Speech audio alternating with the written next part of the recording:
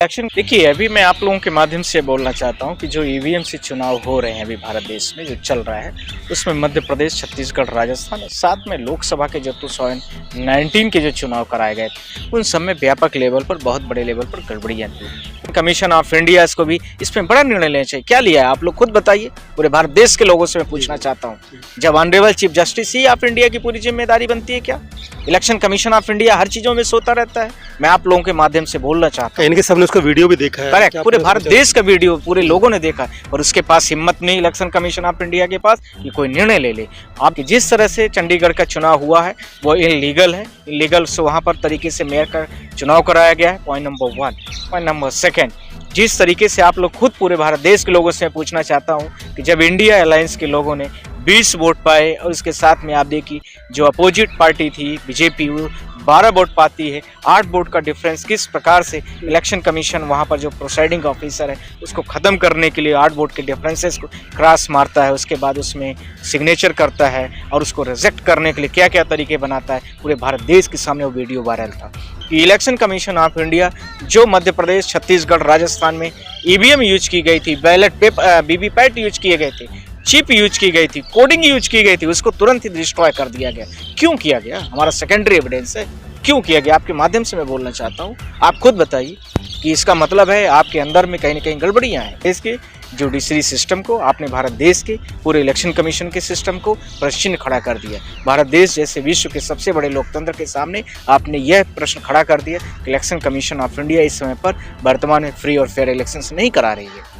ये कि जितने टोटल वोट डाले गए उससे ज़्यादा निकले। जैसे मान लीजिए कहीं 10 लाख है तो 11 लाख वोट कैसे आए? तो इलेक्शन को। नमस्कार, मैं आपके साथ राज सिंह भाटिया, आप देख रहे हैं राज न्यूज एक्सप्रेस और राज न्यूज अमृतवाणी। हमारे साथ है सुप्रीम कोर्ट के नरेंद्र मिश्रा जी, अधिवक्ता हैं सुप्रीम कोर्ट के, और ईवीएम को लेके बहुत अटकलें चल रही हैं। हर कोई बोल रहा है कि ईवीएम में कुछ ना कुछ दिक्कतें हैं और पिटीशन डाली हुई है। सर से हम बात करने की कोशिश करेंगे। सर, इसमें क्या थोड़ा सा आप बताइए। सर आपका शुभ नाम क्या सर? नरेंद्र मिश्रा। मिश्रा जी, जो आपने पिटीशन डाली हुई है, चल रहा है सुप्रीम कोर्ट में अभी केस चल रहा है ईवीएम को लेके, उसमें देखिए, अभी मैं आप लोगों के माध्यम से बोलना चाहता हूं कि जो ईवीएम से चुनाव हो रहे हैं अभी भारत देश में जो चल रहा है, उसमें मध्य प्रदेश, छत्तीसगढ़, राजस्थान और साथ में लोकसभा के जो 2019 के जो चुनाव कराए गए थे, उन सब में व्यापक लेवल पर, बहुत बड़े लेवल पर गड़बड़ियाँ थी। उन गड़बड़ियाँ में प्रश्न ये उठता है कि गड़बड़ियाँ क्या थी। पहला ये कि जितने टोटल वोट डाले गए उससे ज़्यादा निकले। जैसे मान लीजिए कहीं 10 लाख है तो 11 लाख वोट कैसे आए? तो इलेक्शन कमीशन ऑफ इंडिया ने जब ये सारे प्रश्न पूछे गए, इलेक्शन कमीशन ऑफ इंडिया ने उन्होंने यह प्रश्न का जवाब इस तरीके से दिया कि ये टेक्निकल एरर हो सकती है। टेक्निकल यानी एक्सेप्ट किया इस चीज़ को कि गड़बड़ियाँ हुई। जब टेक्निकल एरर है तो फिर उसको आपको सुधारना चाहिए था। आपने कोई प्रेस कॉन्फ्रेंस नहीं की, इसके साथ में आपने जनता को जवाब भी नहीं दिया। आप पर्टिकुलर स्पेसिफिक पर्सन को दे दिया जिसने इस बात को पूछा कि आपने ये डेटा गड़बड़ है, तो आपने उसको पूरे भारत देश में हाईलाइट नहीं की। कई जगह पर 10 वोट से जीत हार हुई है, कई जगह पर 500 की भी वोट से हार हुई है, जीत हुई है। तो आपके माध्यम से मैं पूछना चाहता हूँ पूरे भारत देश के लोगों से कि इसकी जवाबदेही किसकी है? फिर वो हारा हुआ प्रत्याशी, और आप मानते भी हैं कि इलेक्शन कमीशन ऑफ इंडिया से डेटा में गड़बड़ी हो गई है, तो फिर ये क्यों हुआ? तो फिर आपको सर्टिफिकेट सारे कैंसिल करना चाहिए, ऑर्डर फॉर रिकॉल करना चाहिए। इसके साथ में जितने आपने सर्टिफिकेट बांटे थे, रिपोर्ट कार्ड, उनको वापस करना चाहिए, तो आपने नहीं किया। आपने पूरे भारत देश के जुडिशरी सिस्टम को, आपने भारत देश के पूरे इलेक्शन कमीशन के सिस्टम को प्रश्न खड़ा कर दिया। भारत देश जैसे विश्व के सबसे बड़े लोकतंत्र के सामने आपने यह प्रश्न खड़ा कर दिया कि इलेक्शन कमीशन ऑफ इंडिया इस समय पर वर्तमान में फ्री और फेयर इलेक्शंस नहीं करा रही है। इसी के साथ में उन्होंने फिर दोबारा बोला कि आप मुझे 4 से 5 महीने का टाइम दे दीजिए। जब 4 से 5 महीने का आपको टाइम दे दिया गया तो आपने फिर दोबारा क्या किया कि 5 महीने के दौरान पर ही, 2019 के लोकसभा की मैं बात कर रहा हूँ, 13 मई 2019 के लोकसभा की बात चल रहा हूँ। अब उसके बाद आप लोगों ने देखा होगा कि इन्होंने क्या किया कि जो ईवीएम बैलेट पेपर वीवीपैट्स थे, वो वीवीपैट को ही डिस्ट्रॉय कर दिया, जबकि 1 ईयर्स का तो आपको प्रिजर्व करने की जरूरत है। रिक्वेस्ट था साहब, ये कोर्ट का ऑर्डर है, इसके साथ में आपकी गाइडलाइन में चुनाव के ऑर्डर है कि आपको 1 साल तक उसको प्रिजर्व करके रखने आए, पर आपने उसको क्यों हटा दिया? क्यों पूरा डेटा है डिलीट कर दिया और उसके बाद कोरोना लगा दिया? अभी तक सुनवाई फिर नहीं हुई। उस चीज़ों को, सारी चीज़ों को लेकर के हमने हाईलाइट किया है। बहुत सारे हमारे फ्रेंड्स हाईलाइट कर रहे हैं उस चीज़ों को लेकर के। इसी प्रकार से मध्य प्रदेश छत्तीसगढ़ के चुनाव में हुआ है। 15,000 जो मध्य प्रदेश की कंप्लेन थी विच आर ऑलरेडी रजिस्टर्ड, उसकी सुप्रीम कोर्ट ने जब उस पिटीशन को एडमिट कर लिया, उसमें सुनवाई के लिए रेडी हो गया। तो आप खुद देखिए, पूरे भारत देश के लोगों के सामने प्रेस कॉन्फ्रेंस करके इस चीज़ को बताया कि इलेक्शन कमीशन ऑफ इंडिया जो मध्य प्रदेश, छत्तीसगढ़, राजस्थान में ईवीएम यूज की गई थी, बैलेट पेपर, वीवीपैट यूज किए गए थे, चिप यूज की गई थी, कोडिंग यूज की गई थी, उसको तुरंत ही डिस्ट्रॉय कर दिया गया। क्यों किया गया? हमारा सेकेंडरी एविडेंस है। क्यों किया गया? आपके माध्यम से मैं बोलना चाहता हूँ, आप खुद बताइए कि इसका मतलब है आपके अंदर में कहीं ना कहीं गड़बड़ियाँ हैं, डर का माहौल है। करेक्ट? आप खुद बताइए कि अभी लेटेस्ट बात कर रहा हूँ मैं, ठीक? जब सुप्रीम कोर्ट ने 14 दिसंबर को इस मैटर को लिस्ट करके सुनवाई पर कर दिया, अलाउ कर दिया, मैटर है, ऑर्डर कर दिया कि इसमें सुनवाई होगी, और उसके बाद ही आपने सारी चीजों को हटा के डिलीट करा दिया है। ईवीएम को गड़बड़ी के नाम पर बेंगलुरु भेज दिए। 5.5 लाख के आसपास में या 6 लाख के आसपास में वीवीपैट खराब पाए गए, एक खराब हो गए। तो जब इतनी बड़ी लेवल पर खराबी होती है तो आप क्यों इससे चुनाव कराते हो? आप खुद बताइए। आपके माध्यम से मैं बोलना चाहता हूँ, सारी चिपें इधर से उधर डिस्ट्रॉय कर दी गई। आप उसी कड़ी के साथ में क्या और मामला ने ज्यादा खींचे। आपने यूपी का फर्रुखाबाद का निर्णय देखा है, पूरे भारत देश के लोगों ने देखा है किस तरह से मशीनों को, ईवीएम को, जहां शॉर्ट सर्किट नहीं है, जहां कोई बिजली नहीं है, उसके नाम पर फर्जी तरीके से किस तरीके से पूरे भारत देश के लोगों को झूठ बोलने के लिए ईवीएम को जला दिया गया। इलेक्शन सर, फिलहाल में इलेक्शन हुए थे मेयर के पंजाब में, उसमें भी कुछ धांधली ऐसी पाई गई थी, तो उसके लिए आप क्या कहना चाहोगे सर? आपने उसमें ट्वीट भी किया था। करेक्ट। जिस दिन ये सारे मामले हुए हैं 30 तारीख को, उसी दिन हमने नरेंद्र मिश्रा, आप लोग देखेंगे मेरे ट्विटर हैंडल पर, मैंने CGI, honourable chief justice of India और इलेक्शन कमीशन ऑफ इंडिया, सबको मैंने रिक्वेस्टली तरीके से इस चीज़ को बोला था कि जिस तरह से चंडीगढ़ का चुनाव हुआ है वो इलीगल है। इलीगल से वहाँ पर तरीके से मेयर का चुनाव कराया गया है, पॉइंट नंबर 1। पॉइंट नंबर 2, जिस तरीके से आप लोग खुद, पूरे भारत देश के लोगों से पूछना चाहता हूं कि जब इंडिया अलायंस के लोगों ने 20 वोट पाए और उसके साथ में आप देखिए जो अपोजिट पार्टी थी बीजेपी 12 वोट पाती है, 8 वोट का डिफरेंस, किस प्रकार से इलेक्शन कमीशन वहां पर जो प्रोसाइडिंग ऑफिसर है उसको ख़त्म करने के लिए 8 वोट के डिफरेंसेस को क्रॉस मारता है, उसके बाद उसमें सिग्नेचर करता है और उसको रिजेक्ट करने के लिए क्या क्या तरीके बनाता है। पूरे भारत देश के सामने वो वीडियो वायरल था, जिसको लेकर के मैं सीजीआई साहब से भी रिक्वेस्ट किया था। पॉइंट नंबर 3, इलेक्शन कमीशन ने जिस तरीके से वहाँ पर दुर्भावनापूर्ण व्यवहार किया है,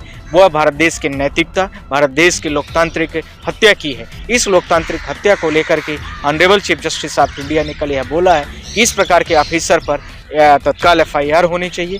जैसे कि मैंने ट्विटर में भी इस चीज़ को बोला था, किस प्रकार के जो ऑफिसर्स है उसके ऊपर एफआईआर किया जाए, उसको टर्मिनेट किया जाए और इमीडिएट उसको कस्टडी में भेज दिया जाए, जिससे भारत देश की जुडिशरी को लेकर के जो प्रश्न चिन्ह लग रहे हैं बार बार, वो न लगे। इसी के साथ में मैंने यह भी बोला था कि इलेक्शन कमीशन ऑफ इंडिया को भी इसमें बड़ा निर्णय लेना चाहिए। क्या लिया है आप लोग खुद बताइए, पूरे भारत देश के लोगों से मैं पूछना चाहता हूँ। जब honourable chief justice he of India की पूरी जिम्मेदारी बनती है, क्या इलेक्शन कमीशन ऑफ इंडिया हर चीजों में सोता रहता है? मैं आप लोगों के माध्यम से बोलना चाहता हूँ, इनके सबने उसका वीडियो भी देखा है। करेक्ट, पूरे भारत देश का वीडियो पूरे लोगों ने देखा है, और उसके पास हिम्मत नहीं इलेक्शन कमीशन ऑफ इंडिया के पास कि कोई निर्णय ले ले। आप देखिए कि सुप्रीम कोर्ट ने कल इसमें सुनवाई लेकर के कंजाइबल ऑफेंस के दायरे पर उसको लिए, इलेक्शन कमीशन ऑफ इंडिया ने अभी तक क्या उसके ऊपर निर्णय लिया है?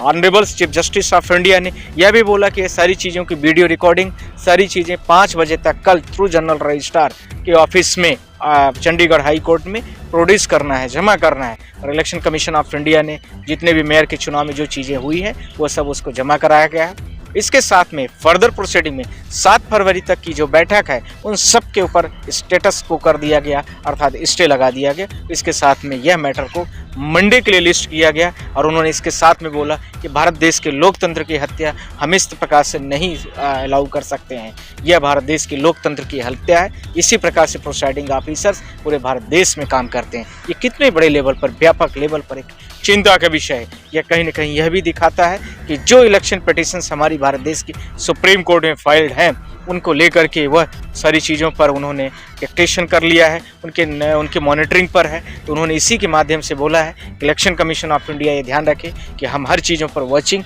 और निगरानी कर रहे हैं, जो कि उन्होंने कल उसके साथ में टिप्पणी भी किया है। तो यह पूरे भारत देश के लिए एक अच्छा संकेत है। और मुझे ईवीएम को लेकर के वीवीपैट को लेकर के, जो पर्चीज को लेकर के जो सारी चीज़ें चल रही हैं, उसमें हमने रिक्वेस्ट जो किया है वो रिक्वेस्ट सारी चीज़ों को लेकर के अलाउ हो रही है। सर कहीं ना कहीं अभी 2024 का बड़ा इलेक्शन आने वाला है, तो मेरा छोटा इलेक्शन था, तो उसमें क्या ईवीएम से इलेक्शन होगा या बैलेट से होगा? देखिए अभी हमारी कोशिश है कि ईवीएम मशीन से जो वीवीपैट है, वीवीपैट से जो पर्ची वर्चुअल हमें दिखती है वो दिखनी नहीं चाहिए, पूरे भारत देश के वोटरों को वो मिलनी चाहिए और वो भारत देश के प्रत्येक वोटर्स के हाथ में होनी चाहिए। और वह जब पर्ची निकले उसको ले जा करके बैलेट बॉक्स में हम और आप जाएं और वहाँ पर डालें, और उस बैलेट बॉक्स में जब वह पर्ची काउंट कराई जाए निकले तो, और उसको काउंट करके फिर उसके बाद भारत देश का जो रिजल्ट होगा, जो भी जीतेगा और जो हारेगा, वो सारी चीज़ें फ्री और फेयर हो जाएंगी। इसको लेकर के इंडिया अलायंस भी डिमांड कर रही है। पार्लियामेंट में भी जो हमारे बहुत बड़े बड़े पार्लियामेंट के लीडर्स हैं उन्होंने भी इस आवाज़ को पार्लियामेंट में उठा दिया है।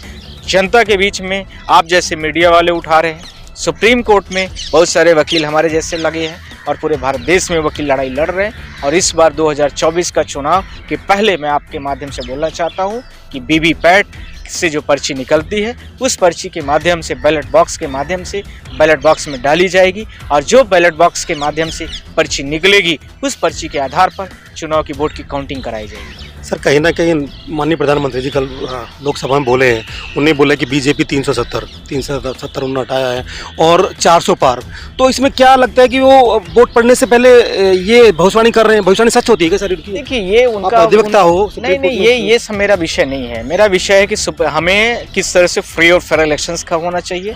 हमारा प्रधानमंत्री से न कोई मतलब है न किसी पार्टी से। फ्री फेयर इलेक्शंस कराना इलेक्शन कमीशन ऑफ इंडिया की जिम्मेदारी और जवाबदेही है, वो नहीं कर रही। उसके लिए हम honourable chief justice of India के हम सामने पर हैं। बस हमें प्रधानमंत्री क्या कहते हैं, 500 बोल दें वो 545 बोल दें, लोकसभा ही खत्म कर दें, वो कुछ भी बोल सकते हैं। कहीं ना कहीं संविधान से सब कुछ होना चाहिए। हाँ, मेरा मतलब है कि जो जुडिशरी सिस्टम बना है, जो हमारा इलेक्शन कमीशन का सिस्टम बना है, हमारे आपके वोटिंग का जो राइट्स है उसकी रक्षा करना इलेक्शन कमीशन ऑफ इंडिया की ड्यूटीज़ है, स्टैट्यूटरी बॉडीज़ है, वो नहीं कर रही है। उसको लेकर के हमने सर से बात किया, सर ने पूरा जवाब दिया, बोले कि वीवीपैट से वोटिंग होना चाहिए। ऐसी खबर देखने के लिए चैनल को सब्सक्राइब करें, लाइक करें, शेयर करें, कमेंट भी करते रहें। कैमरामैन अभिषेक के साथ मैं राज सिंह भाटी, सुप्रीम कोर्ट दिल्ली। हर खबर पाइए सीधा अपने मोबाइल पर, हर खबर